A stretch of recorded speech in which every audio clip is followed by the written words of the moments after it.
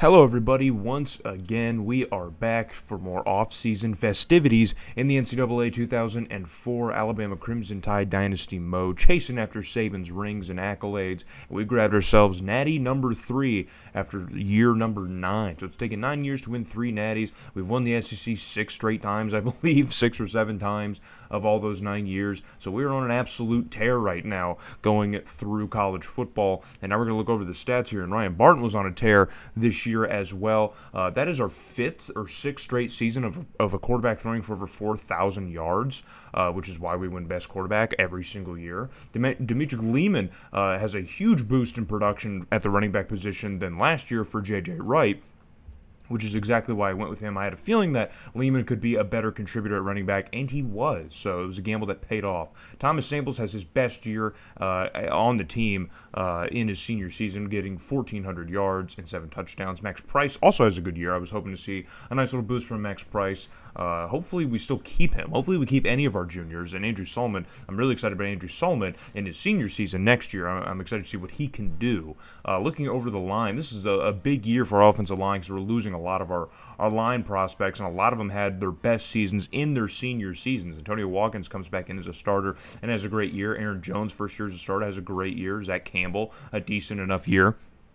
So our O-line was really one of the big stories of this team as well. Pat Burks in his junior year, look at the same year. Look at this. Has the same exact year. He had a big year in sacks last year in his sophomore season, but it's more or less the same year. So Kellen Cunningham leading the team in TFLs, of course. I mean, what else can you expect? The big player on our defense, of course, also leads the team in sacks. He was a very physical guy in the backfield. That is for certain. And then Tyler Kennedy leading the team in picks, tying up with Harold Frazier. They both have about similar seasons, even though they play different positions. So I'm not sure who that bodes the best for, Harold Frazier or Tyler Kennedy, but they both have eerily similar seasons. And then John Bellamy has his best year as a kicker, raising his kicking percentage by almost 10% in his senior season. So everyone really just kind of came through and had their best possible seasons in this year, which is, typically how you win a national title. So, but looking over the SEC, we're going to look over the entire standings first. So Arkansas, South Carolina kind of hanging just behind us. Tennessee ends up falling all the way down to 5th after we beat them in the SEC championship game. They played 15 games this year. That's ridiculous. And then between the bottom 3 teams, there's 3 wins. There's 3 wins between the bottom 3 teams in the SEC. I mean, you'd never see that in real life, man, ever. But South Carolina ends up getting placed above Tennessee, even though, they didn't make it. So maybe next year South Carolina will make it. Who knows? We'll hold out hope. And then Arkansas, again, just falling shortly behind us. Same with LSU. LSU had a great year in conference, but kind of struggled out of conference. So and that kind of screwed up their season for us anyway, to watch. But looking over the rankings here, we finished at the top. Tech is behind us. Ohio State's 3rd. Oklahoma's 4th. And then Southern Miss drops to 5 to round out the top 5. Michigan just on the outside. Colorado State loses their bowl game to Virginia Tech to drop to 7. Penn State up to 8. TCU 9. And then Arkansas rounds out the top 10. West Virginia, Maryland, Notre Dame, Texas dropping to 14 from 6. And Fresno State round out the top 15. And then USALA, South Carolina, Oklahoma State, Oregon State, and Wake Forest are 20. Texas A&M, Florida State, and North Texas all sneak into the rankings, and so does LSU with a 5-loss season. But there's also a 6-loss team there. Did you guys see that? The bottom 5 in the top 25 in these games just seems to get crazy every single time. I don't know. It just gets worse every single year. Not as bad as NCAA05, but still pretty bad.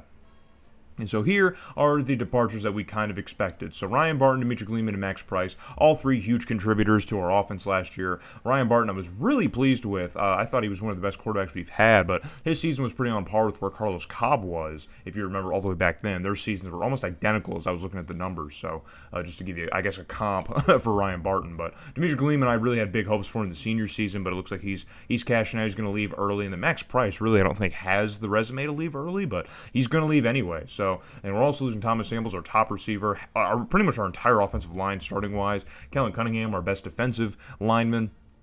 We're also losing a couple linebackers. We have depth at the linebacking position, so I'm not super worried, but still. And then our top DBs are all also leaving as well. So a lot of big starters from this national championship team are going to be leaving, and we're going to have to try and replace them. And so we're going to get a look at recruiting and just see exactly how well that went. And we recruit well here regardless. So We took the number 2 tight end. He was just kind of given to us. He really wanted to come here. So we also took the number 2 kicker in the country as well. Got another linebacker, a couple receivers. We didn't need receivers, but I really wanted to try and reload that position. I've been pretty much just recruiting for need for the last 3 or 4 seasons to try and at least make this a little bit more difficult, let the team kind of struggle. But now we've gotten to a point where, yeah, some of the positions are starting to fall off. Like fullback last year was really bad.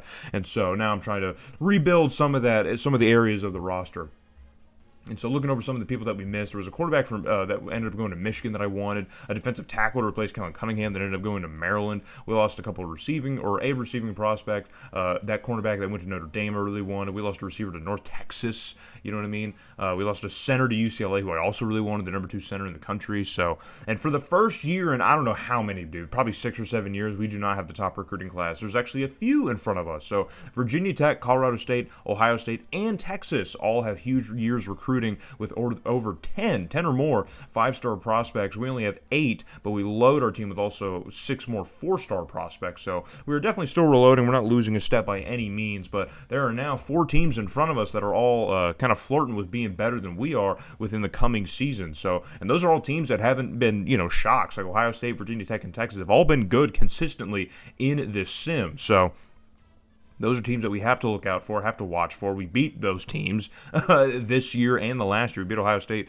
the year before. We beat Texas and Virginia Tech this year. So we've proved that we can beat them, but maybe that might change in the coming years. So now looking over our training results here, the big thing always with the training results is to start looking at your numbers. And you can see we still have a lot of high 80s and a lot of low 90s. So I think we still definitely have a roster that is good enough to compete. I wasn't really concerned when it came to recruiting in terms of just the viability of this roster in the short term, let alone the long term, because I knew that with the training results and at least just adding guys, just adding more kind of ammunition to the back end, we would still be that team. You know what I mean? We would still be in a position to still win a lot of games. And I don't think the SEC is really getting that much better as we've seen. A lot, especially the back half of the SEC is starting to get really worse. It's really just the same 3 or 4 teams that have been consistently competitive throughout this sim, which I didn't think would be the case. I thought the SEC would be the hardest part about doing this entire rebuild, but it really hasn't. So,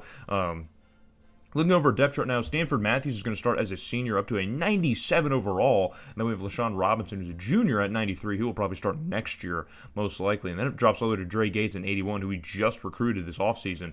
Jameel Nichols, the junior running back, he's going to be our new starter now at 91. J.J. Wright didn't get a huge boost in training at an 88, so Nichols is going to take over. So J.J. Wright's not even going to start in his senior season. I thought he might get back in for his senior year, but he's not. So even though he is far faster, so we might make a change, who knows. Robbie Tanner's up to an 84 at fullback, so that's a little bit better. Andrew Solomon's now our top receiver as a senior at 94. Stephen Barker's up to an 85, but this is probably the worst our receiving corps has looked in a while, but it's still very good. It's still probably in the top half of most teams in college football right now. It's just we're not used to having a bunch of mid to low 80s in our receiving corps. We're used to having a lot higher guys, but we'll get there. Roderick Black at an 84 is starting for us, but Lenny Horner is right behind him at an 83, so we are good at the tight end position. We're definitely going to make some moves on offense here. We have some changes that can be made, but it looks like Delvin Gill will probably start as a freshman, maybe. I don't know. We're going to look around and make a change. Aaron Jones is going to start as a center. Damian Kirkland's probably going to start at guard, and then Zach Campbell's probably going to be our right tackle. So we got to make some changes on the left side of the line here because Jackson as a 75 is not really going to work. So we're going to put Kerry Higgins, the junior, in to start, and then Delvin Gill looks like we might roll with here. We're thinking over the options. We have a few guys could probably slide in there, but as a freshman, I don't know if we want to start a freshman at guard, but we'll probably give her a shout and just see how it goes, man. We've got a lot of guys in a similar position here, but we're going to put in now, we're going to put in Dominique Cochran, the backup center, because, we're just going to take that extra point. I'm trying to get the best possible outcomes down there. I wasn't sure about starting a freshman. We'll have time, with the freshmen, so we're going to take that time. So, Tremaine Jackson's now our starting defensive tackle. Rick Hobbs behind him. Justin Ulrich is going to be starting on the left side, but again, we might make some more changes because we have Pat Burks at 99 in the middle linebacker, and then Joel Davis on the right side. So it looks like we're going to have to slot Nash in, Jason Nash on the left side because he's clearly superior than Davis is. So we're going to have to make that change. Joshua Bowen's going to be our top DB. Fabian Schmidt's going to be behind him. Stephen Latimer, backup strong safety, is going to be third. And then Wagner is going to be fourth. with our DBs. Neil Goodwin's going to return as a junior as our free safety, and then Tyler Kennedy's the best player on the team at 99 overall as a junior. He was an All-American. I mean, what more can be said about Tyler Kennedy? Led the team in INTs. And then we have two new kickers, Dave Dennis. I'm keeping both kickers on the roster because I'm curious to see which one develops better. So probably the better one after this season is probably the one I will keep, and I'll cut the other one. So looking over the schedule now, I wasn't really sure what to do with it. I wanted to get a couple tough games and then a couple easy games. So I put Michigan back on the schedule, but this time we were in Ann Arbor because we weren't in Ann Arbor the last time. I put Rutgers on because we haven't seen Rutgers before. I got us a nice little title game rematch with Southern Miss as well. Figured that would be fun. And then Nevada, another easy G5 game. So that's how the schedule's going to go. Hope to see you guys in the next one, man, when we take on Michigan in the Big House.